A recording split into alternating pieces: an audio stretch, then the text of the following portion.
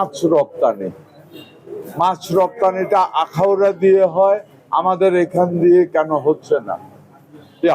আগামীকালকে লাকিলি আগামীকালকে আমার বাণিজ্য মন্ত্রীর সাথে আমার একটা মিটিং আছে ফার্স্ট আওয়ারে। আমি খুরশেদ সাহেব একটু নোট নিয়ে আমি কথা দিচ্ছি আমি এটা উঠাবো। অ্যাকচুয়ালি আমার ইয়েতে ছিল না, এখান দিয়ে হওয়া তো আরো অনেক বেটার হওয়ার কথা, কেন হচ্ছে না ব্যাপারটা আমি জানবো এবং আগামী দিনে এখান দিয়ে এক্সপোর্ট করার প্রশ্নে যতটুকু ভূমিকা রাখার দরকার আমি সেটা করব। আপনাদেরকে পানির মাছ এটা শুনতে আমার মুখ দিয়ে কেমন লাগবে বা সত্যটা বলি, আপনিও ফ্রোজেন একটা মিডা পানির মাছ কিনেন না। হ্যাঁ, আমরা যেটা চাই যে ছোট হোক, তাজা মাছটা হইলে ভাগ করে খাইলাম, ফ্রোজেন করলে এটা সামুদ্রিক মাছ ফ্রোজেন ঠিক আছে, মিঠা পানির মাছ না। তবে হ্যাঁ, এখানে কোনো ল্যান্ডিং স্টেশন নাই, ব্যাপারটা আমি দেখব, কারণ যেহেতু এটা আমারই মিনিস্ট্রি, এখানে কোনো ল্যান্ডিং স্টেশন করা যায় কিনা, কোন প্রসেসে তারা বিক্রি করে ব্যাপারটা জানবো। যদি এমন কিছু থাকে সরকারি জায়গা খুঁজে বের করতে পারলে আমি ল্যান্ডিং স্টেশন করার ব্যাপারে সিদ্ধান্ত নেব। করি সবসময় কি ওটার যেটা আছে আপনাকে আমি বলে দিই, আমরা আরেকটা জাতের ধান আমরা আগামী সিজন থেকে আমরা অবমুক্ত করছি, সেটা হলো স্যালাইন টলারেন্স। মানে লবণাক্ততা বেড়ে গেলেও ওই ধানের কোনো ক্ষতি হবে না, ওই জাতটাও আগামী বছর অবমুক্ত করা হচ্ছে। আমাদের সায়েন্টিস্ট যারা আছে রাইস রিসার্চে, এরা প্রচুর হার্ডওয়ার্ক করছে এবং অনেক জ্ঞানী গুণী বিজ্ঞানীরা ওইখানে আছে।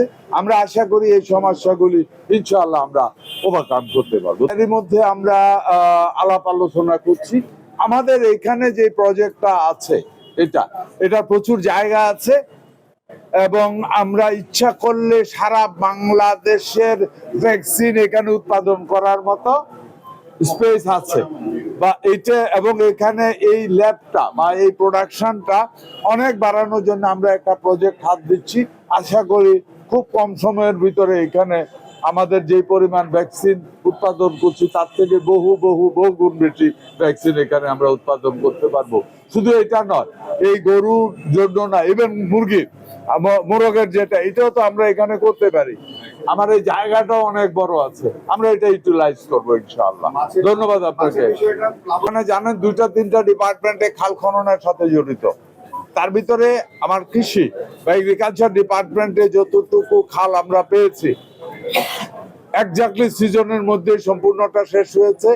আগাটুকু বলতে পারি আমাদের ডিপার্টমেন্ট এগ্রিকালচার ডিপার্টমেন্ট বিশেষ করে ভিএডিসির আন্ডারে যে খাল খনন কর্মসূচি যে পরিমাণ টার্গেট আমাদের আছে, এটাও আগামী বছরের একেবারে ইন টাইম 16 আনার কাজ শেষ হবে ইনশাআল্লাহ।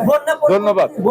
তো বন্যা যেটা হয়েছে রানিং এর ভিতরে, যেটা কয়েকদিন আগে যেটা হলো কক্সবাজার থেকে শুরু করে মেনলি ওই জোনটার ভিতরে আমরা কৃষক পর্যায়ে বীজ এবং আদার্স ফ্যাসিলিটিও দিয়েছি। ইভেন গরু ছাগলের জন্য ভ্যাকসিনও আমরা ওইখানে পুরাও যে উপজেলা বন্যা আক্রান্ত সম্পূর্ণটার ভিতরে আমরা ফ্রি ভ্যাকসিনও দিয়ে দিয়েছি, কারণ এরপরে এই খুরা রোগটা বেশি আবির্ভাব হয়, এই জন্য এটা আমরা করে দিয়েছি। ধরনের পৃথিবী যেমন বদলাচ্ছে, পৃথিবীর সাথে সাথে মানুষও তার পলিসি বদলাচ্ছে। একটা উদাহরণ দেই, আপনারা একটু আগে যে কথাটা আমারে বললেন যে বন্যায় বারবার ধান ডুবে যাচ্ছে, ক্ষতিগ্রস্ত হচ্ছে।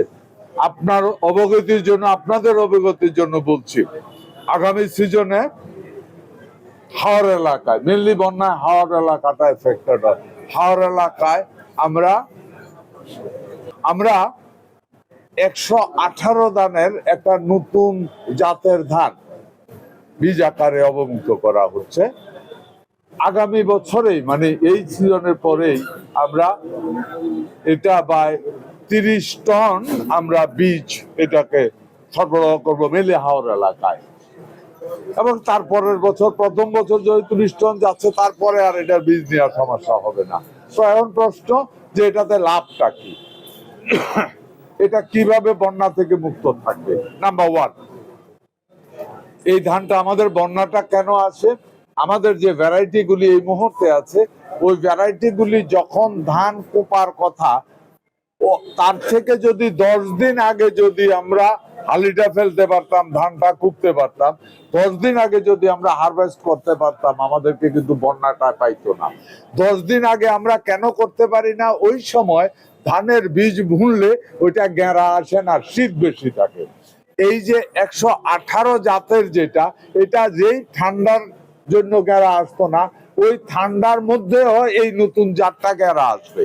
তার মানে আমি যদি 10-12 দিন আগে আমি যদি এই ধানটা করতে শুরু করি, তার মানে আমি 10-12 দিন আগে ধানটা পাবো, এবং ওই ঠান্ডার মধ্যে তার গ্রোথ আসবে। ঠান্ডায় ধানের গ্রোথে কোনো ব্যাঘাত সৃষ্টি করবে না এই জাতের ধান, এতে করে পুক্ত ধান হবে।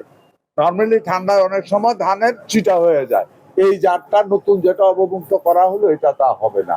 এটা যদি হয়ে যায়, আমরা আশা করি সচরাচর যেই সময় বন্যা আসে ওই বন্যা তো আমরা এফেক্টেড হতাম, এটাকে বোধহয় অলমোস্ট আমরা ওভারকাম করে ফেলতে পারছি।